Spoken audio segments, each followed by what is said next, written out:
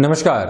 सिंह राशि के जातकों के लिए जून 2020 का मासिक राशिफल किस तरह की गतिविधियां सामने रख रहा है, इसकी संपूर्ण चर्चा लेकर हम यहां आप सभी के सम्मुख हाजिर और उपस्थित हैं। ग्रह गोचरीय व्यवस्थाओं का अध्ययन करते हुए हम ये जानने का प्रयास करेंगे कि ये व्यवस्थाएं किस तरह का इशारा कर रही है, तो साथ ही साथ में 12 भावों के साथ जो धन भाव की स्थिति है, लाभ भाव की स्थिति है, कर्म है और ऋण है, इनका मुख्य रूपेण हम यहाँ सार प्रस्तुत करने का प्रयास करेंगे, जिससे कि किस तरह से हम स्थिरता को हासिल करते हुए अपनी फाइनेंशियल कैलकुलेशंस को आगे बढ़ा पाएं तथा ये भी प्लान आउट कर पाएं कि कितना रुकने की आवश्यकता है और कितना तेज गति के साथ में यहाँ चलने की दरकार रहेगी। तो सर्वप्रथम ग्रह गोचरीय व्यवस्थाओं का अध्ययन। यहाँ आप देखें कि चंद्रमा राशि स्थान में ही प्रतीकात्मक तौर पर विराजित करके दिखाए गए हैं। इसके पीछे एक वजह यह भी है कि हमारे द्वारा प्रस्तुत ये राशिफल चंद्र राशि के ऊपर आधारित है। This is specifically based on your moon sign. जो आपका मून साइन है, लग्न कुंडली के भीतर चंद्रमा जहां पर भी विराजमान है वो आपका मून साइन हो गया। और अगर चंद्रमा लग्न कुंडली में 5 नंबर में विराजमान है तो आपकी चंद्र कुंडली उस आधार के ऊपर निर्मित हो गई। चंद्रमा मनसो जात, चंद्रमा मन और मस्तिष्क की गतिविधियों के अधिपति हैं। तो मन किस प्रकार के परिवर्तन हमारे सामने इस माह के भीतर रख सकता है, कब ऊर्जा का संचार रहेगा और कब निराशाएं हावी होकर हमको अपने प्रयासों में विफलता की ओर धकेल सकती है, जहां से हमको संभलने की दरकार रहेगी, ये सब कुछ हम यहाँ जानकर चलते चले जाएंगे। तो यहाँ चंद्रमा प्रतीकात्मक तौर पर, वहीं पंचम भाव में केतु उच्चस्थ स्थितियों में विराजमान है। द्वितीय त्रिकोण में शिक्षा भाव में केतु उच्चस्थ अकेले विराजमान। 29 मार्च के बाद से ही देव गुरु बृहस्पति नीचस्थ स्थितियों में षष्ठ भाव के भीतर विराजित रहेंगे। एक संयोग की स्थिति यह भी है कि पंचमेश और अष्टमेश की जो स्थितियां हैं वो यहाँ जुड़ी रहेगी इस हाउस में, यानी कि 6th हाउस में, जो कि ऋण भाव है। देव गुरु बृहस्पति वक्रगत भी रहेंगे और लगभग 11 मई के बाद से शनिदेव स्वराशि स्थान में ही वक्रगत हो चुके हैं। तो अगर हम जून के महीने की बात करें तो ये दोनों ही ग्रह यहाँ वक्रगत रहेंगे।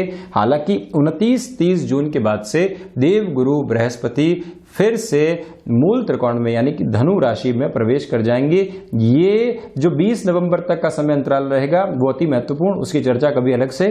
किंतु यहाँ जून के महीने में ये दोनों ही ग्रह, एक धीमी चाल का अधिपति ग्रह है तो दूसरा वृद्ध ग्रह, दोनों ही 6th हाउस में प्रथम त्रिक भाव के भीतर विराजित रहने वाले रहेंगे। तो वहीं आप देखिए कि 7th हाउस में मंगल 18 जून तक विराजित और उसके बाद में मीन राशि स्थान की ओर जाने वाले होंगे। 10th हाउस में शुक्र स्वराशि स्थान में, कर्म भाव में सूर्य प्रधान राशि के जातकों के लिए यहां पर 10th हाउस की पोजीशंस में शुक्र का विराजित होना और वो भी 25 दिनों के लिए वक्रगत स्थितियों के साथ में चलना कुछ महत्वपूर्ण संकेत सामने रखने वाला होगा। तो वहीं 11th हाउस जो आप देखिए सर्वांगीण लाभ की स्थितियों को देखने का भाव है। यहाँ पर राशि स्थान के अधिपति स्वयं 3-11 का संबंध बनाते हुए 14 जून के बाद विराजित रहेंगे, जहां सूर्य राहु का ग्रहण, सूर्य बुध का बुधादिति, तो वहीं पर राहु के साथ में बुध का जड़त्व भी निर्मित होने वाला रहेगा। तो एकादश के भीतर यहाँ चर्चा प्रमुखता के साथ चलती चली जाएगी। हम शुरुआत करते हैं ओवरऑल पोजीशंस के साथ में। मंगल 7वीं दृष्टि से राशि भाव को देखने वाले हैं और साथ ही साथ में कर्म भाव को भी देखने वाले हैं। जो एक तरह से प्रेजेंटेबल अप्रोच की हमारे भीतर कमी बनी हुई थी, या हम निर्णय और अनिर्णय के साथ में लगातार गमन कर रहे थे। व्यापार में कुछ अपॉर्चुनिटीज हमारे सामने है जहां थोड़ा बहुत रिस्क लेने की आवश्यकता है। हमारे पास में इनोवेशन की एक ताकत है जिसके साथ में चलते हुए हम कई स्थितियों को परिवर्तित कर सकते हैं। संभावित तौर के ऊपर आपको उस और निर्णय लेने में गमन करना चाहिए। किसी भी ऋण आदि की आवश्यकता है तो इस माह के अंतराल में आप वहां पर भी सोच और विचार सकते हैं। तो वहीं मंगल जब व्यापार भाव में विराजित होकर 8वीं दृष्टि से धन भाव को देखने वाले रहेंगे, तो इस स्तर पर यह भी कहा जा सकता है कि कॉन्फिडेंस के साथ ही साथ में जो इंस्टेंट फाइनेंशियल गेन कई बार निकल कर आते हैं आपके इनोवेशन के साथ में, वो भी मौजूद है। वहीं पर सिंह राशि के जातकों के लिए सबसे महत्वपूर्ण स्तर इस महीने सूर्य का भी है। सूर्य पहले तो आप देखेंगे कर्म भाव के भीतर विराजमान 14 जून तक, और उसके बाद में लाभ भाव में एक बार 4-10 का संबंध बनाएंगे और एक बार 3-11 का संबंध बनाएंगे।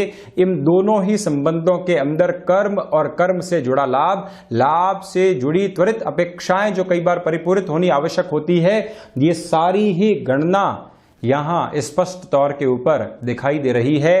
तो इसी वजह से हम आपसे यही आग्रह करेंगे कि व्यापारिक जीवन में आप किसी इनोवेशन के साथ में बढ़ना चाहते हैं, आपने जॉब में एक्सपीरियंस लिया, अब उम्र के उस वय के अंदर हैं कि डिसाइड करना है कि अब हम फिर से जॉब की ओर जाएं या फिर किसी वेंचर को अपने एक्सपीरियंस के सहारे एस्टेब्लिश किया जा सकता है, तो दूसरे फ्रेम को आपको थामने की तरफ जाना चाहिए। यानी कि जो दूसरा फ्रेम है वो ज़्यादा बेटर अप्रोच आपके लिए लेकर आने वाला रहेगा। नौकरी पेशा जीवन के अंदर भी जो आपने खुद के भीतर अभी तक एक्सपीरियंस को और नॉलेज को संग्रहित किया है और संरक्षित करके रखा है, उसको यूटिलाइज करने की रिक्वायरमेंट इस महीने आपके सामने आ सकती है। किसी भी व्यक्ति विशेष के साथ में अज्ञात भय को लेकर चलने की आवश्यकता नहीं। यहां अपनी पूरी रफ्तार के साथ चलने का प्रयास निरंतर तौर के ऊपर करते चले जाइएगा। तो वहीं सेकंड हाउस ये एक महत्वपूर्ण स्थिति है। सेकंड हाउस यानी धन भाव के अधिपति, शुरुआत में ही मैंने कहा था लाभ भाव की पोजीशंस के साथ में स्वराशि स्थान की स्थितियों में जुड़े रहेंगे। इसी वजह से जो धनागमन की स्थितियां हैं, मैंने अभी तक जो है सिंह राशि तक की चर्चा की। जब मैं कार्यक्रम ले रहा हूं तो जो एनालिसिस रहा है वो मेष, वृषभ, मिथुन, कर्क और अभी सिंह के साथ में चल रहा है। इसी क्रमबद्ध तरीके से हम आपके सामने आते हैं। तो जब इस राशिवार क्रम की मैं चर्चा कर रहा हूं तो अभी इन 5 ही राशियों में सबसे बेहतर धनागमन की संभावनाओं के साथ में स्थितियां कहीं दिख रही है तो वो सिंह राशि के जातकों के लिए दिखाई दे रही है।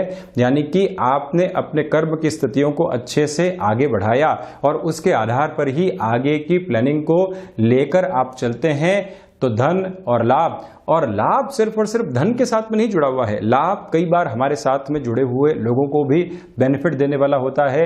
लाभ कई बार बिजनेस के एक्सपांशन करने की ताकत भी देता है। लाभ कई बार व्यक्ति को भावी भविष्य के लिए बेस प्रिपेयर करने की ताकत भी देता है।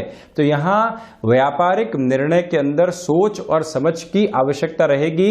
सिचुएशनल एनालिसिस और सिचुएशनल लीडरशिप, इन दोनों को ही आप जितना अच्छे से लेकर चलते हैं उतना ही खुद के लिए फाइनेंशियल गेन कर सकते हैं। एक बात और ध्यान रखें आप कि धन भाव ये वाणी भाव भी है।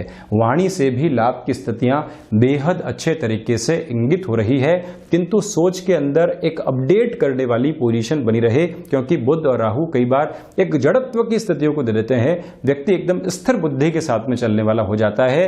आप जो भी बात रखें उसके पीछे तर्क हो, आपका अनुभव हो और कहीं पर भी वो हाइपोथेटिक अप्रोच के अंदर नहीं हो। इस बात को आप विशेष तौर पर ध्यान रखकर चलने का प्रयास कीजिएगा। जब भी हम कोई स्टेटमेंट देने लगें तो मन के भीतर से एक खटखटाहट आए कि हम क्या कह रहे हैं, किस वजह से कह रहे हैं। इसमें उत्तेजना या उत्साह का चरम तो नहीं है। अगर धैर्य है और उसके बाद में कोई भी स्टेटमेंट आप रख रहे हैं तो बेनिफिट की ओर आपको लेकर जाने वाला रहेगा। कुटुंबी जनों की मदद करने से भी आपको यहां पर हिचकिचाने की आवश्यकता नहीं है। वजह यह भी है कि राहु एकादश में विराजित होकर पुण्य फलों का उदय करने वाले होते हैं। गौर करने लायक बात है कि भले ही ग्रहण दोष बनेगा, भले ही जड़त्व बनेगा, किंतु सूर्य बुध का बुधादिति भी बनेगा। धन भाव और राशि भाव के अधिपति लाभ भाव के भीतर विराजित रहेंगे। तो इसी वजह से आप अपने जो भी नियर वंस हैं उनकी मदद करने के लिए भी आगे बढ़ सकते हैं। तो वहीं थर्ड हाउस की मैं अगर चर्चा करता हूं, ये एक बहुत विशेष स्थिति है। तृतीयेश की जो स्थिति है वो दशम भाव के साथ में जुड़ी रहेगी।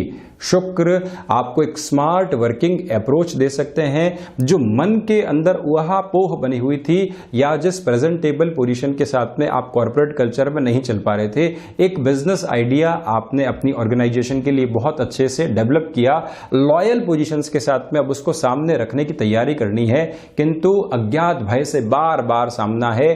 अपने पास्ट के एक्सपीरियंसेस आपको बारंबार रोक रहे हैं। तो इस महीने के जो ये 25 दिन है निर्णय लेने के हैं, स्वयं की सोच से निकलकर कामकाज की ओर जाने के हैं। उस रफ्तार को आप परवाज दीजिएगा, महत्वाकांक्षाओं के ऊपर पूर्ण रूपेण नियंत्रण रहेगा। तो वहीं भाइयों का जो एक सार्थक सहयोग आपको बहुत लंबे समय से रिक्वायरमेंट के अंदर था, जो एक आस और उजास फिर से नहीं पनप पा रही थी, ये टाइम फ्रेम वहां एक सहयोग के रूप में आपके लिए स्थापित रहेगी। इस बात को आप गौर करके चलें। तो वहीं पर मित्रों के साथ में किसी भी कामकाज को आप अगर आगे बढ़ा रहे हैं तो वहां पर भी पोजीशंस एक बेटरमेंट के साथ में है, सुलझने लगातार आपके साथ में अग्रसर रहने वाली है, क्योंकि पराक्रमेश की स्थितियां कर्म के साथ में जुड़ी हुई है।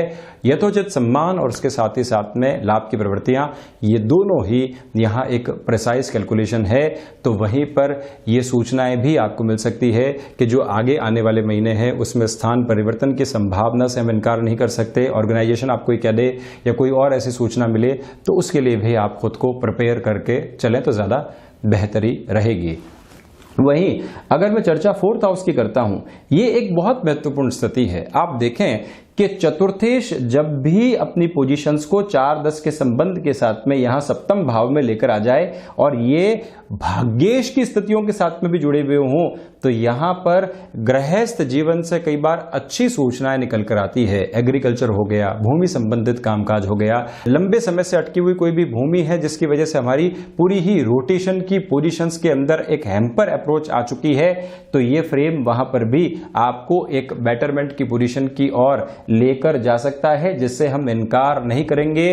माता स्थान और गृहस्थ भाव का जो एक कॉम्बिनेशन सामने है और वो भी मंगल के साथ, हम आपसे यही नम्र निवेदन करेंगे कि आप एक तरह से गृहस्थ के रिश्तों में और एक तरह से जो मां के साथ में रिश्ते हैं वहां एक सेतु बंधन का कार्य जरूर करते चले जाएं। ये एक बेटर प्रोस्पेक्टिव आपके लिए रहने वाला है। तो वहीं इस बात पर भी पूरे तरीके से गौर करने की आवश्यकताएं हमको है कि सर्विस इंडस्ट्री, टेक्निकल कोई भी जॉब के साथ में आपका जुड़ाव या फिर हस्तक्षेप है, यहाँ पर आपके लिए कुछ नए ऑफर्स भी वेट करेंगे और फैसिनेशंस को दूर हटाकर उस और बढ़ने के बारे में भी ज़रूर विचार आपको करना चाहिए। विशेष तौर पर भूमि संबंधित अटके हुए कामकाज में आप ज़रूर अपनी एक तरह से महत्वाकांक्षाओं को जाहिर करके चलते चले जाएं। तो वहीं पंचम भाव में केतु है। सबसे पहले जिन भी महिलाओं ने कंसीव कर रखा है, जैसे कि मैंने आपको अप्रैल के महीने के अंतिम कुछ दिनों के लिए भी सलाह दी थी, मई के महीने की पोजीशंस के अंदर भी कहा था कि आप जो है यात्राओं आदि का ध्यान रखें। अगर आप 12 to 16 वीक्स की पोजीशन के अंदर एक तरह से कंसीव करने वाली पोजीशंस के आगे पहुंच चुके हैं, तब भी केतु की पंचम भाव की जो ये स्थितियां हैं जून के महीने में भी आपको संभलने का इशारा कर रही है। वजह यह है कि केतु कुंजवत फल करने वाले, मंगल फल करने वाले हो जाते हैं, और जब भी यहां केतु अकेले विराजमान रहें तो बहुत ज्यादा अपने खान पान का, छोटी मोटी यात्राएं जो कई बार रेगुलर चेकअप आदि के लिए भी होती है, उसका भी ध्यान रखा जाना आवश्यक रहता है। किंतु आकस्मिक धन लाभ के क्षेत्र के अंदर केतु कई बार मौके के ऊपर बहुत अच्छी स्थितियां दे जाने वाले होते हैं, उसका भी बेनिफिट उठाकर आपको चलना चाहिए। ये तो रही एक बात। वहीं संतान पक्ष को अगर आप व्यापार में सम्मिलित करना चाहते हैं, अपनी रफ्तार को थोड़ा सा रोक कर रखने का प्रयास करें, कहीं पर भी त्वरित गति के साथ में नहीं चलें आप, तो ज़्यादा बेहतरी बनी रहेगी। ये तो एक बात है। वहीं क्षमताओं का जो आकलन है उसके अंदर आप कहीं पर भी गफलत का शिकार नहीं होंगे। सूर्य देव यहाँ 7वीं दृष्टि से पंचम भाव को देखने वाले हैं। इसी वजह से जो आपकी ऊर्जा है, जो आपका बिजनेस में कमिटमेंट का लेवल है, वो हमेशा एक ओहदे को स्थापित किए हुए रहेगा। ये एक महत्वपूर्ण बात। तो वहीं संतान पक्ष की ओर से कुछ सुखद खबरें भी आपका इंतजार कर सकती हैं, इससे हम इनकार नहीं करेंगे। कोई लंबे समय से अटकी हुई या रुकी हुई स्थिति, वहां एक बेनिफिट आ सकता है। 6th हाउस में जब देवगुरु बृहस्पति और शनिदेव विराजमान हो, तो ऐसे फ्रेम के अंदर कोई भी ऋण अगर आप लेने के लिए जाना चाहते हैं, उस और गमनशील हो सकते हैं। स्थायित्व के साथ में कोई भी ऋण आपको लेना है और आपको लग रहा है कि ये एक अच्छा मौका है, हम निकट भविष्य के लिए कुछ अच्छी पोजीशंस को क्रिएट कर सकते हैं, तो आप वहां पर गतिमान और गतिशील जरूर रहिएगा। शत्रुवत स्थितियां परेशान नहीं करने वाली है आपको। ये भी एक सिग्निफिकेंट कैलकुलेशन यहाँ पर है तो वहीं पर रोग संबंधी स्थितियों में आप देखिए कि शनिदेव वायु जनित पीड़ाओं को देने वाले होते हैं। वात, पित्त और कफ के अंदर वात संबंधी जो पीड़ाएं हैं वो कहीं न कहीं शनिदेव के साथ जुड़ी हुई। देवगुरु बृहस्पति स्टमक को रिलेट करती हुई पोजीशंस का आधिपत्य लिए होते हैं, तो इसी वजह से ये दोनों ही ग्रह आपके डाइजेस्टिव सिस्टम के ऊपर इफेक्ट नहीं डालें। आंतों संबंधित रोगों के साथ में कहीं पर भी आपको दो चार होना नहीं हो, ये आप बहुत ज़्यादा ख्याल रखिएगा। कहीं पर भी शारीरिक गतिविधियों के साथ में कोई इंडिकेशंस हमको मिलते हैं तो हम बहुत ज़्यादा संभल कर खुद को आगे बढ़ाएं। ये भी एक निर्णायक प्रवृत्ति यहाँ मौजूद रहेगी आपके लिए।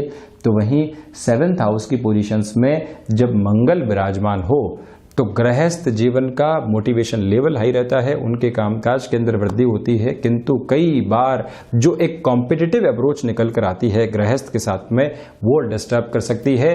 मंगल की ये स्थिति कई बार ईगो सेंट्रिक अप्रोच भी देने वाली होती है, उससे आप जितना मुक्त होकर चलते हैं उतना ही खुद के लिए बेहतरी को क्रिएट करने वाले रहेंगे। ये तो एक बात है। वहीं दूसरे लेवल के ऊपर आप इस भी बात को पूर्ण रूपेण गौर करके चलने का प्रयास कीजिएगा कि जो व्यापारिक जीवन के अंदर एकल छत्र क्षेत्र के साथ में चल रहे हैं महानुभाव, यानी कि सोल बेस के ऊपर कोई भी व्यापार कर रहे हैं, उनके लिए निर्णय लेना और उसमें त्वरित गति के साथ में गतिमान होना बहुत ज्यादा आवश्यक रहेगा। व्यापारिक साझेदारियों के साथ में कोई भी कामकाज चल रहा है वहां ध्यान रखें। डिमांड और सप्लाई के साथ में जुड़ा हुआ कोई भी कार्य विशेषक क्षेत्र है वहां पर आप डिमांड की पोजीशंस के साथ में सप्लाई को बहुत अच्छे से मैच करें और इसके लिए अपनी प्रोएक्टिव अप्रोच को पूरे ही महीने लेकर चलें तो संभावित तौर के ऊपर बेहतर स्थितियां सामने आ सकती हैं। 8th हाउस, यहां आप देखिए कि एक बहुत महत्वपूर्ण स्थिति है। हालांकि इसको विपरीत राजयोग नहीं कहा जा सकता, किंतु अर्ध विपरीत की स्थितियां यहां बनती हुई दिखाई देती है। वजह यह है कि अष्टमेश 6th हाउस के अंदर और षष्ठेश स्वयं 6th भाव के भीतर विराजमान है। जब दो त्रिक एक भाव के साथ में जुड़ने वाले हों और दृष्टि से द्वादश के साथ में संबंध रख रहे हों तो ऐसे अंतराल के अंदर हिडन बेनिफिट्स कई बार निकल कर आते हैं। आपका हिडन टैलेंट बेनिफिट देने वाला होता है।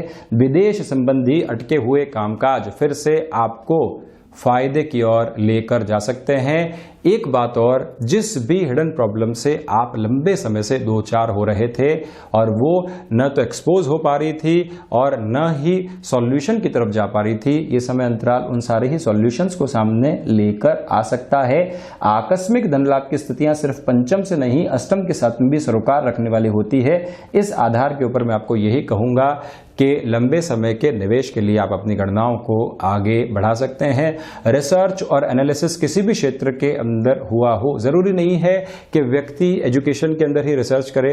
हम एक तरह से व्यापारिक जीवन के अंदर चल रहे हैं, किसी प्रोडक्ट को ऑब्जर्व कर रहे थे और लगातार उसके बारे में कुछ नया सोच रहे थे, वो सारे ही स्तर यहाँ पर आपको नयापन दे सकते हैं। ये एक बेटर अप्रोच रहेगी।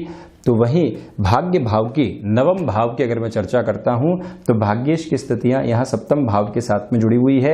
इसी वजह से भाग्य में थोड़ी सी कमजोरी की स्थितियां बनी रहेगी। उच्च शिक्षा के स्तर के अंदर वृद्धि के संकेत आपके लिए बने हुए हैं, तो वहीं जो आध्यात्मिकता के सिरे विकसित हुए थे उसमें भी थोड़ी सी कमी आपको मिल सकती है। ये भी बात आप पूर्ण रूप से ध्यान रखिएगा कि व्यापार में और नौकरी में अपने अनुभव का फायदा पुरजोर तरीके से उठाकर आपको चलना चाहिए। और ये भी कि जो स्वास्थ्य संबंधी स्तर होते हैं उसमें अगर आप फिजिकल फिटनेस के लिए बहुत अच्छे से आगे बढ़ना चाहते हैं वहां पर भी गतिमान और गतिशील हो सकते हैं। 10th हाउस में शुक्र विराजमान है और वो भी वक्रगत होकर विराजित है। स्मार्ट वर्किंग अप्रोच देंगे। कॉर्पोरेट कल्चर के अंदर फायदे की उम्मीद पूरी तरीके से है। आपके पास में जितनी वर्किंग एक्सपर्टीज नहीं है उतना खुद को एक्सप्लोर करने का और लोगों के सामने जो रखने का एक मादा होता है वो जरूर है। ये एक बेटर अप्रोच। तो वहीं मानसिक सुख के अंदर कहीं न कहीं महत्वाकांक्षाएं हावी रहने वाली रहेगी। नौकरी पेशा जीवन के अंदर यहां पर कोई भी चेंजेस चेंजेस सामने आते हैं तो आप एक बार पोजीशंस को चेक करें और उसके बाद में फैसिनेशंस कितनी है, क्लैरिटी कितनी है, लंबे समय के साथ में गणनाएं जुड़ी रहे। और जब भी व्यक्ति नौकरी पेशा जीवन में होता है उसको मालूम है कि लंबे समय की गणनाएं क्या है, उस और ध्यान देकर आप चेंजेस के साथ में जा सकते हैं। ये एक महत्वपूर्ण स्थिति है। पिता के साथ कामकाज में उनके सहयोगी आप बहुत अच्छे से बने रहेंगे और उनके साथ में व्यापार को नए सिरे की ओर लेकर आप जा सकते हैं। नौकरी करते हुए पिता के साथ व्यापार में जुड़ने की मंशा, आकांक्षा आपकी है कि फिर से घर परिवार के साथ में जुड़ा जाए, लंबे समय तक जॉब कर ली है, ये सारी ही चेष्टाओं की ओर आप अग्रसर हो सकते हैं। तो वहीं लाभ भाव में राहु पुण्य फलों का उदय करने वाले हैं। इन तीनों ही ग्रहों की स्थितियों को अलग अलग करके देखा जाना आवश्यक है। युतियां अलग है और इंट्रिंसिक अप्रोच अलग है। तो पुण्य फलों का उदय करने वाले हो गए। वहीं पर कोई भी लाभ की प्रवृत्तियां अटकी हुई थी, धनेश वहां वृद्धि देते हुए राशि भाव के अधिपति आपके लाभ की स्थितियां जहां बनेगी और आपको जहां एक फ्रंट लाइन के अप्रोच में रखना है, सूर्यदेव उस भूमिका को बहुत अच्छे से 14 जून के बाद निभाएंगे। उसके पहले आपके कर्म की प्रवृत्तियों के अंदर एक वृद्धि के सिरों को बहुत अच्छे से स्थापित करके रखने वाले होंगे। ये भी एक निर्णायक मोड़ आपके लिए रहेगा जिससे हम इनकार नहीं कर सकते। तो वहीं द्वादश भाव की स्थितियों की अगर मैं चर्चा करता हूं तो देव गुरु बृहस्पति द्वादश भाव को यहां देखने वाले हैं। तो इसी वजह से खर्चों पर तो नियंत्रण रहेगा और लीगल पोजीशंस के अंदर कोई भी मैटर चल रहे थे वहां पर भी सॉल्यूशन आपके सामने आ सकते हैं। इस बात को भी आप पुरजोर तरीके से गौर करके चलते चले जाएं। यहाँ पर कोई भी ऐसी आधारहीन स्थितियां नहीं है। विदेश संबंधी कामकाज के साथ में भी नएपन के साथ में आपका जुड़ाव हो सकता है। ये भी एक बेहतर गतिविधि है आपके लिए। तो ये था सिंह राशि के जातकों के लिए जून 2020 का मासिक राशिफल। हम ऐसी ही चर्चाओं के साथ निरंतर हाजिर होते रहेंगे। धन्यवाद और हृदय से आभार।